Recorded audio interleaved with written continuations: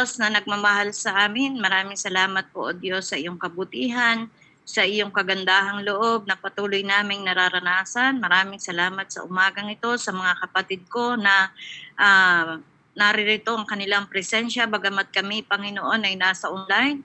Pero Lord, salamat sa iyong kabutihan sa kabila ng malalakas na ulan, sa ba't ibang mga dako, O Lord God, pero ang mga anak mo ay nananatiling matapat at patuloy nga, O Lord God, na bukas ang isip at puso para sa mga salita mo. Lord, patnubayan niyo po, Panginoon, ang aming pag-aaral ng iyong mga salita. Kasihan mo ng kapangyarihan, ng karunungan ang iyong lingkod. Mababa siya ng mababa, at ikaw lamang ang taas. And let your divine, O Lord God, revelation be upon us, O God, as we study your word, O Lord. Ikaw po ang magpahayag sa amin po mga buhay. Pagpalain niyo po ang bawat isa sa amin at patuloy nga naming maranasan ang iyong presensya sa umagang ito. Ito po ang aking dalangin sa matamis mong pangalan ng Panginoong Hesus. Amen and amen. So, magandang umaga po muli sa bawat isa. Ako rin po ay magbabalik din ang pasasalamat sa Lord sa kanyang kabutihan sa aking buhay. So, nung nakaraan po mga linggo ay medyo busy po ako dahil bumisita po ako sa doktor. Bumisita po ako sa doktor at doon niya nagkaroon ako ng nagkonsulta ako patungkol sa aking karamdaman, pero salamat po sa biyaya ng Lord na ngayon ay naranasan ko ang kanyang kalakasan at nung ako po ay talagang every time po talaga na ako ay nasa doktor, tumataas po lagi ang aking BP. Pero yun po, lagi ko lang minmemorize yung verse na yung awit 91 at saka yung verse Philippians chapter 4 verse 7. At doon po ako nagkakaroon ng kapayapaan at nagkakaroon ng katagumpayan. Natutuloy po yung mga bagay na dapat gawin sa aking pong sarili. Yan, salamat sa kabutihan ng Panginoon na patuloy niyang pinaparanas sa akin. At ngayon po ay talagang, sabi ko, lagi kong inaangkin na kagalingan ng Lord at patuloy ko naman po yung nararanasan bawat araw. At ngayon po wala naman po akong nararamdaman. Salamat sa Lord, konting himay lang ng mga kamay, ng mga daliri at ng mga daliri sa paa. Pero bukod po doon ay salamat sa patuloy na kalakasan na dulot ng Panginoon sa aking pong buhay. So ngayon, dadako na po tayo sa salita ng Diyos.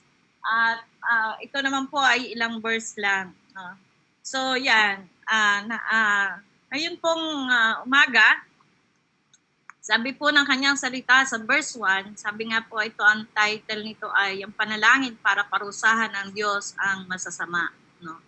Alam naman po natin na kahit kailan ang masama ay hindi magtatagumpay at lagi nang ang kabutihan ang nananaig. Bagamat nangyayari na ang masama ay makagawa ng hindi maganda sa ibang mga tao at sa mga kapaligiran, lalo na sa kanyang lingkod na si David, pero kailanman ang masama ay hindi nanatiling nagtagumpay. Bagkos ay meron silang hantungan at merong mga bagay na merong hatol ang Diyos para sa kanila. Kaya nga po, sabi ng ating verse 1, tama ba ang hatol ng mga pinuno? Ang hatol ba ninyo'y pantay at totoo? Yan. So kumbaga, dito po sa mga verse na ito, sinasabi po ng awit 58, it is an imprecatory psalm. Ibig daw po sabihin, it is a prayer that calls for divine judgment. Ito yung panalangin na kailangan po ng divine o ng makalangit na hatol at punishment para po sa mga masasama.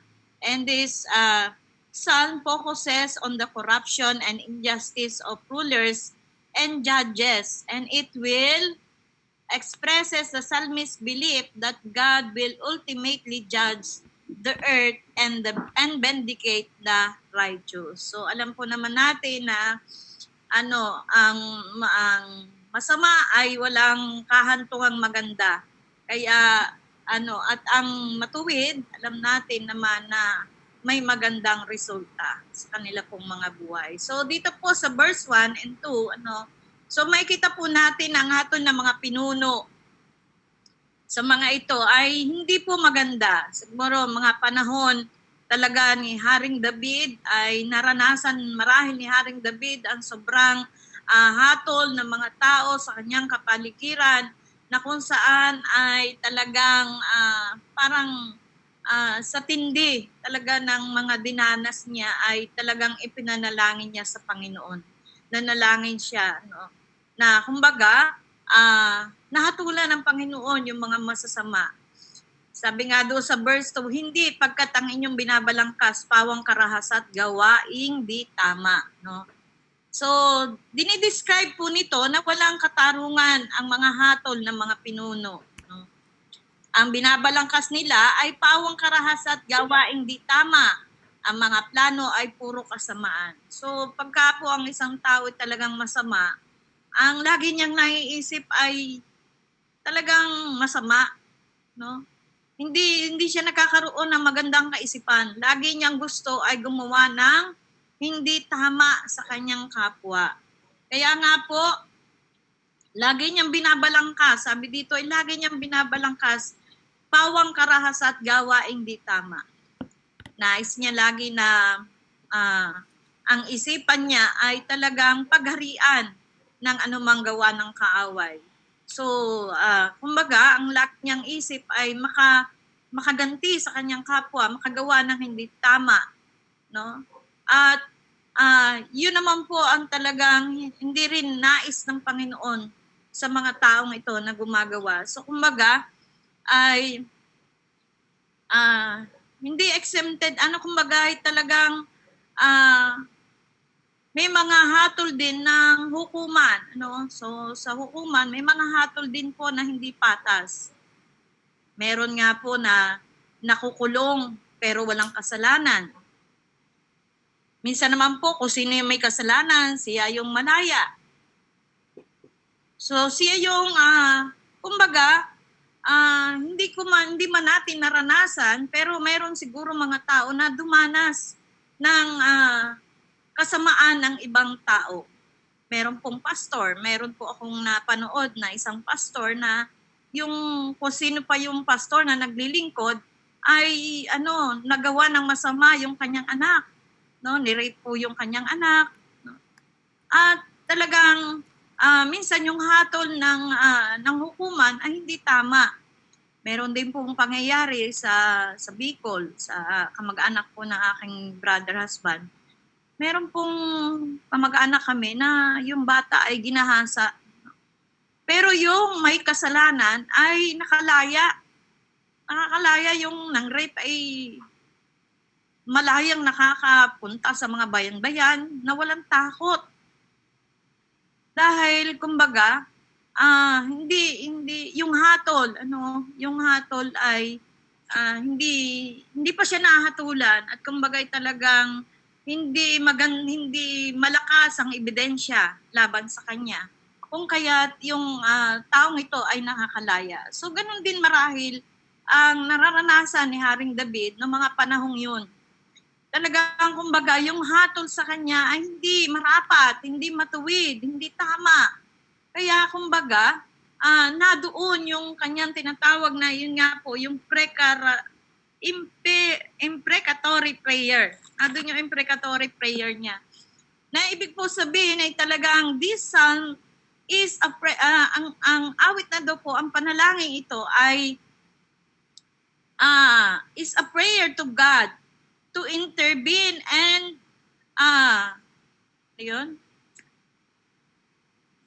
perish the wicked. Kumbaga ang kahilingan niya talaga ay yung masasama. Sabi nga dito sa verse 3, yung masasama sa mulat mula pa, mula sa pagsilang ay sinungaling na. Doon yung kanyang dinidescribe niya sa mga verse din ito, yung kasamaan. The psalmist uses strong languages to describe the kind of destruction he desires for this corrupt corrupt leader. Ang sabi nga po dito, iyang masasama sa mulat mula pa, mula sa pagsilang ay sinungaling na. No? Sila'y makamandag, ang kaparis, katulad ay kobrang, ang tainga ay may takip. itong mga tawak at salamingkero din niya dinirinig, hindi pansin ito. So kung sa verse 3, no, may kita po natin na sinasabi din nga ng Romans chapter 3 verse 10 at saka ng 23, walang matuwid, wala kahit isa. Ano, lahat ay nagkasala.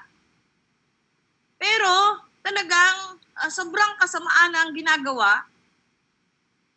Bagamat yung mga taong ito na nagkakasala sa panahon natin sa New Testament, sa atin na mga mananampalataya, may pag-asa. May pag-asa, no? Basta't sila'y kumilala ng kaligtasan mula sa Panginoon.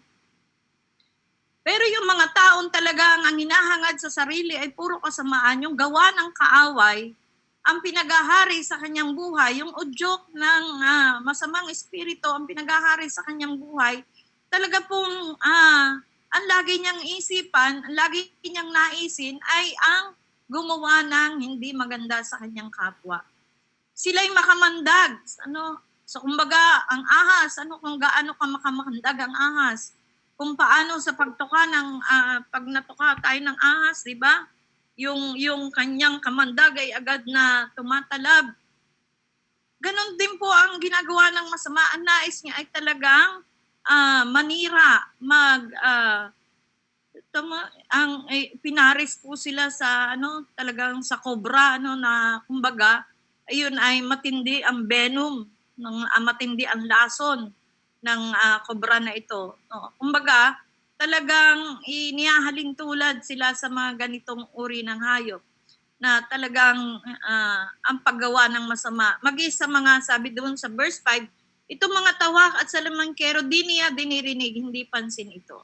Kumbaga, talaga pong nadoon ang mga taong hindi gumagawa ng maganda. Kaya ang panalangin ni Haring David dito sa verse 6, 7 and 8 hanggang 9, sabi niya, bungiin ang ngipin nila o Panginoon. Nadoon ang dalangin ni Haring David na bungiin ng Panginoon ang kanilang mga ngipin. Alisin ang pangil niyong mga leon. Itapon mo silang katulad ng tubig. Sa daay duruging parang may yagit. So kumbaga talagang parang lipulin ng Panginoon. Kumbaga ito yung words na talagang matindi. Dahil na doon ang sobrang sakit ng mga ginawa nila. Yung mga paratang na walang katotohanan. Pero yun nga po, parang mga suso sa dumi, magwakas, batang di nabuhay sa sang maliwanag. Talagang alisin na talaga sa ang mga taong ito. Kumbaga'y ganoon ang kahilingan.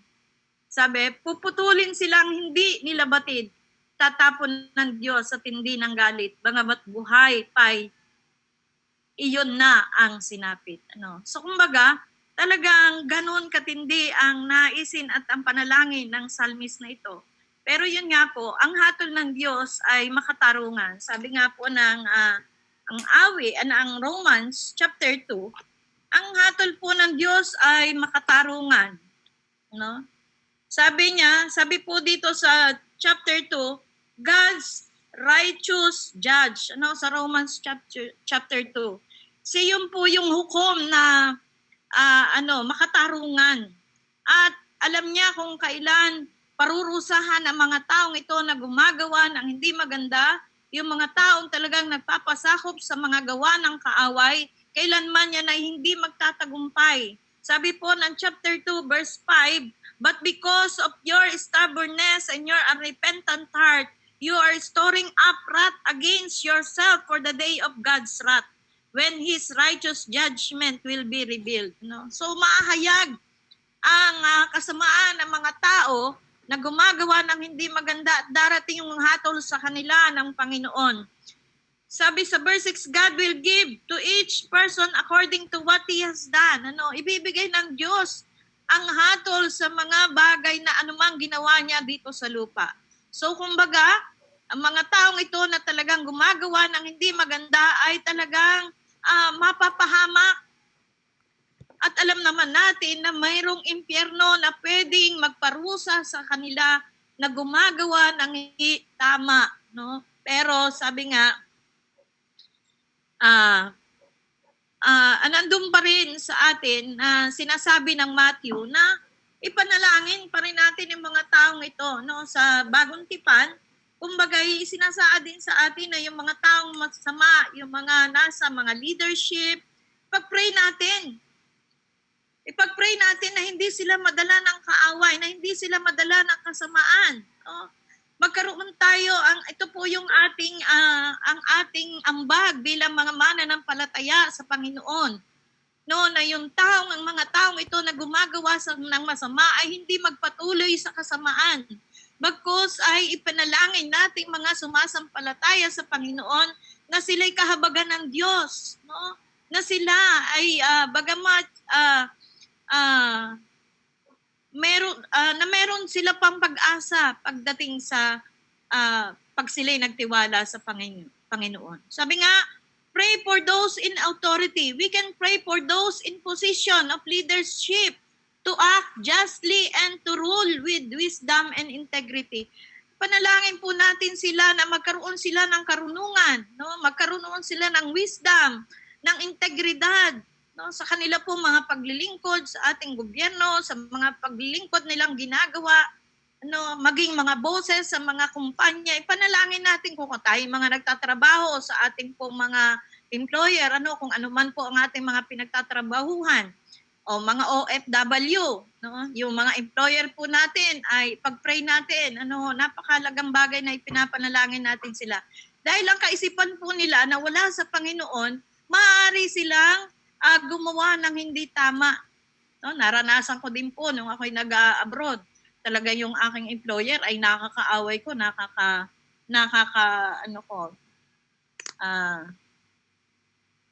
yung gumagawa ng hindi tama, no? Minsan po ay talagang nadoon yung pagbato niya sa akin ng rice cooker. Buti na lang po hindi ako natamaan. Purihin po ang Diyos, no, na tayo iniingatan ng Panginoon, tayo ginagabayan ng Diyos. Kaya nga po yun, ay panalangin natin sila.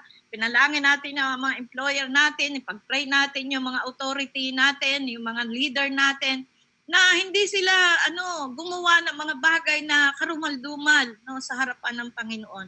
Bagkos ay kahabagan sila ng Diyos. At tayo po na mga sumasampalataya sa Panginoon, mamuhay tayo na talagang matuwid sa harapan ng Diyos. No, dahil alam naman natin na kapag tayo namumuhay ng matuwid sa harapan ng Panginoon, sabi nga sa verse 10, ang mga matuwid na may magagalak kung ang masasamay parurusahang ganap.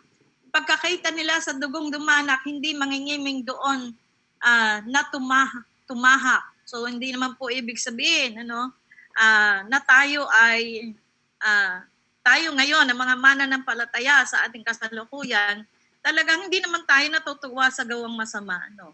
So doon po na talagang ipinapanalangin natin at kung maaari talaga ay kung meron mang nakagawa ng hindi maganda sa atin, ipinapanalangin natin sila. At hindi tayo nagiganti.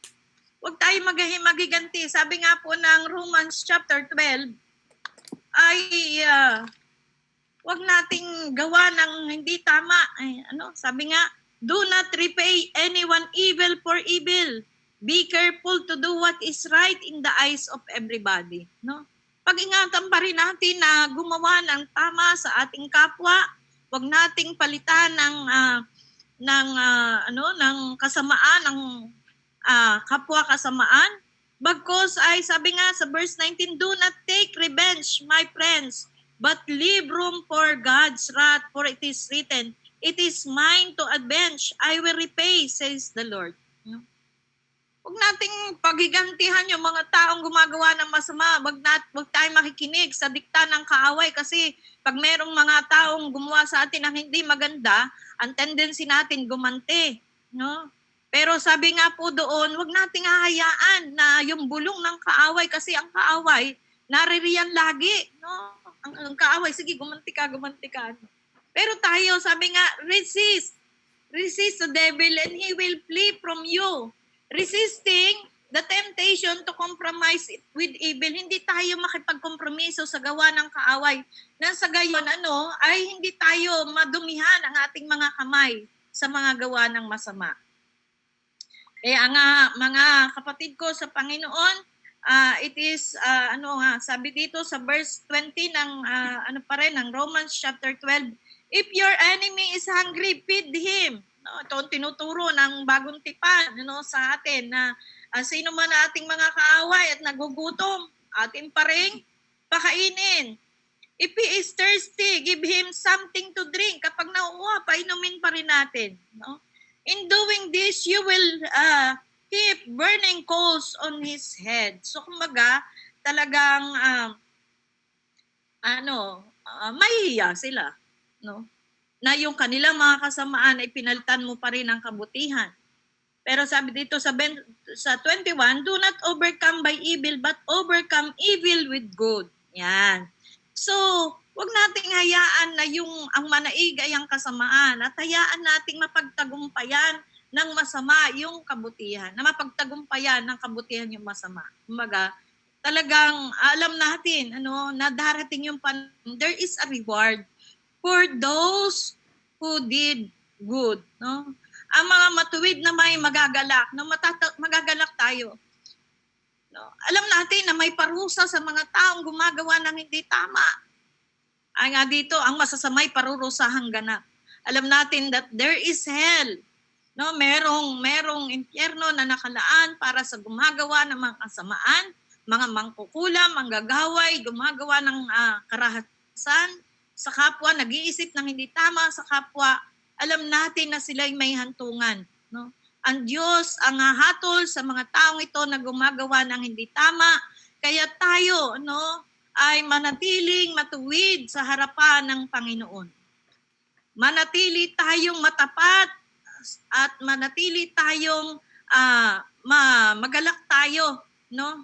Hindi dahil do sa masama. Magalak tayo dahil tayo'y may pananampalataya sa Panginoon. Magalak tayo dahil meron tayong Diyos na pinaglilingkuran. Mayroon tayong Diyos na nagpapaalala sa atin na masama. No, mayroong banal na espiritu na nagpapaalala sa atin na yung anuman ang ating isiping masama sa ating kapwa, yan tayo'y nagkakasala. At hindi yun ang kalooban ng Panginoon. No? Kaya nga dito sa verse 11, saka sasabihin ng mga nilalang, ang mga matuwid ay gagantimpalaan. No? Amen. So, ang matuwid, alam po natin na ang matuwid ay, alam natin mayroong naghihintay sa atin na tagumpay. May naghihintay sa atin na biyaya. No? May naghihintay sa atin na buhay sa kabila ng mga nararanasan nating hirap sa daigdig na ito. Kung meron man sa atin nakaranas ng hindi maganda sa ating kapwa, naranasan yung kasamaan ng iba, pero alam nating may hatol ang Diyos sa kanila at ang tayo ay manatili lamang sa gagawin ng Diyos, manampalataya lang tayo sa gagawin ng Diyos. Alam natin na meron tayong magandang patutunguhan. Mayroong buhay na naghihintay para sa iyo at sa akin. Buhay na walang hanggan, na sa kabila ng ating nararanasan, mayroong buhay na wala ng sakit, wala ng hirap, wala ng pagod, no? Wala ng mga kung ano ng mga karamdaman. Bagkos ay mararanasan natin yung reward na ipagkakaloob ng Panginoon sa atin. Yung buhay na sabi nga, long life and prosperity, no? Buhay na may karangalan. Yan, magkakamit tayo ng buhay at karangalan. Sabi po ng Proverbs chapter 16:31 to 33. Long life and prosperity, no? Sabi din po ng Proverbs 21 verse 21. Honor and glory, no? Sabi din po doon sa verse na 'yon. Meron din tayong eternal life in God's presence. So sa Matthew 10:41. And a place in God's kingdom. Meron tayong lugar, no? Sa kaharian ng langit. Kung tayo'y patuloy na mananatiling matuwid sa kanyang harapan.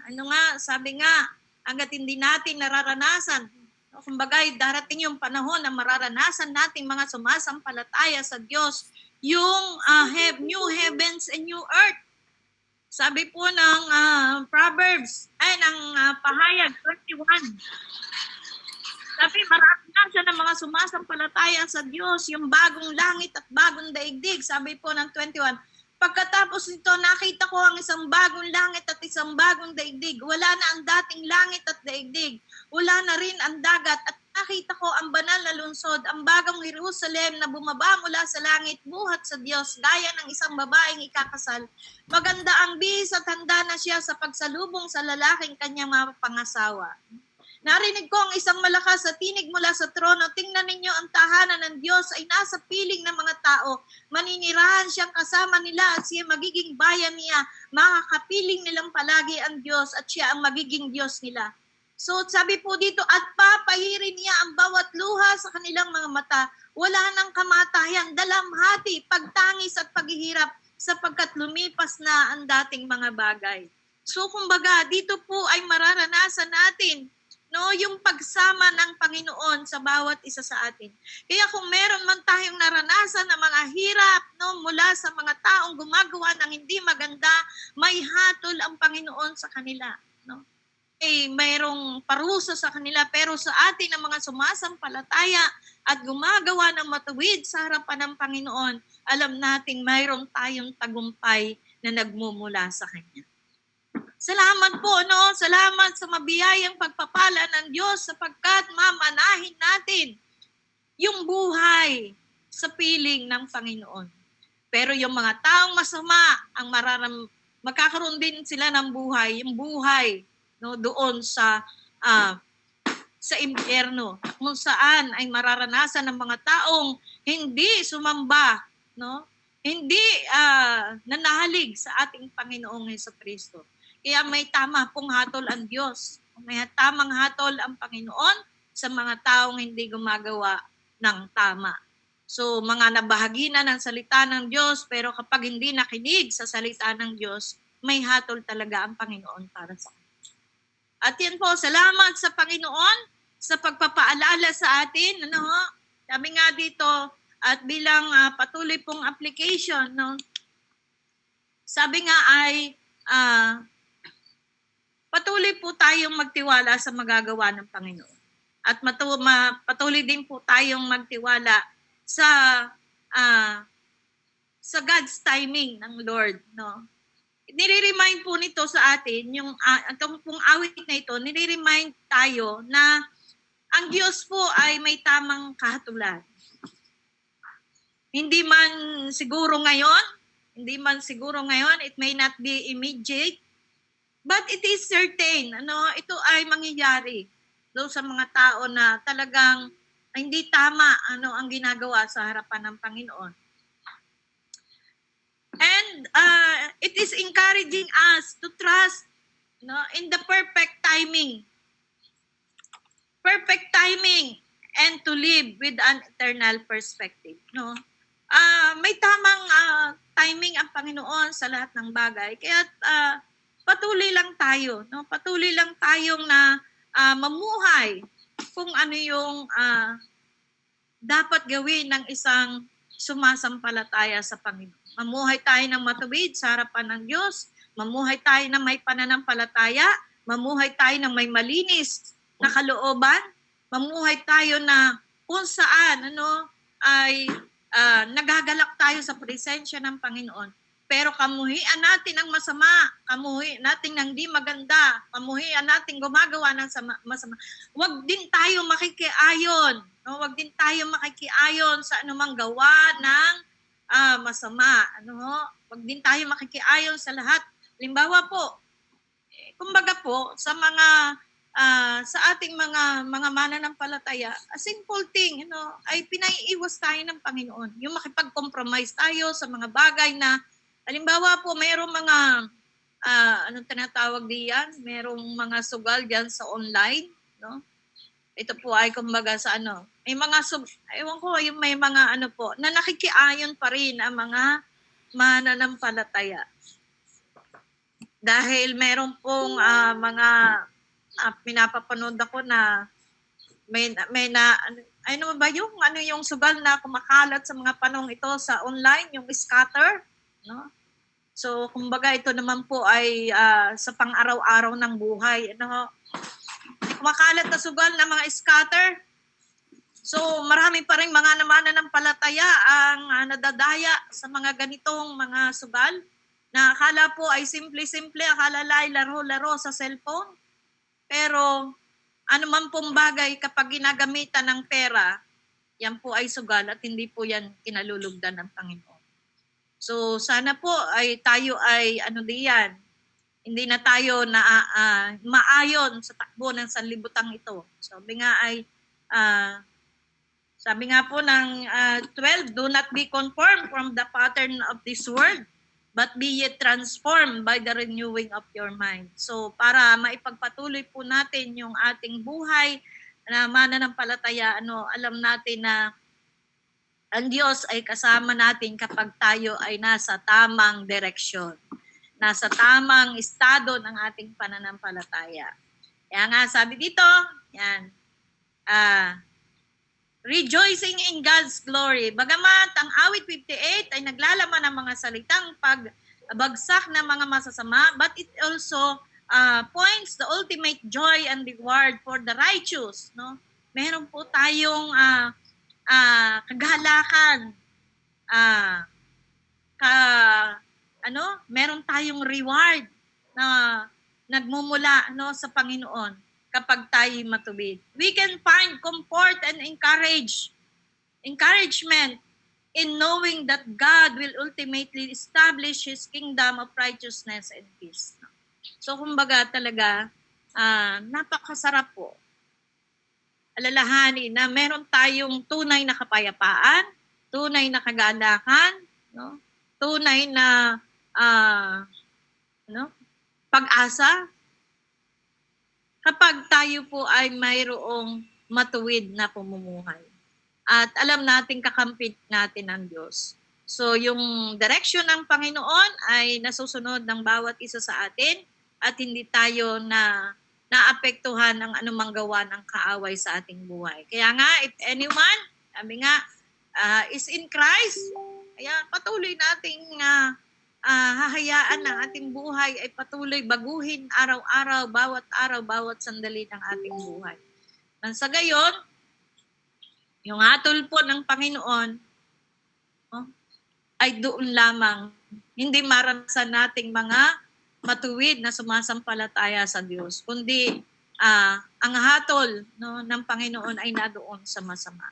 Kaya purihin po ang Diyos sa kanyang mga salita na nagbibigay sa atin ng encouragement ngayong umaga at patuloy po tayong, kung meron po mga dagdag pa ang ating mga pastor, meron man po ako na hindi na banggit at madagdagan po ang aking mga nating napag-aralan ngayong umaga. So, pagpalain po ng Diyos sa kanyang mga salita at ito po ang salita ng Panginoon. Maraming salamat po sa Diyos. Tayo po'y manalangin. Maraming salamat, Panginoong Hesus, sa iyong mga salita, O God, at kung anuman pa, Panginoon, ang kulang sa aking mga nasabi, hayaan mo ng aking mga kapatid, Panginoon, sa umagang ito'y makapagbahagi rin ng kanila pong mga insight, O Lord God, at kung mayroon pa mga dagdag, Panginoon, ang mga pastors, Lord, let your will be done. Patuloy itong maunawaan ng bawat isa sa amin, ang kalagahan ng mga salita mo, O Lord God, hallelujah, ikaw po ang patuloy na magpala sa buhay ng bawat isa. Maraming salamat po sa lahat po ng nakinig at sa lahat po ng presente sa umagang ito.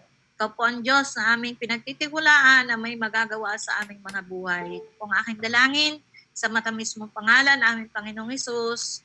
Amen. God bless you.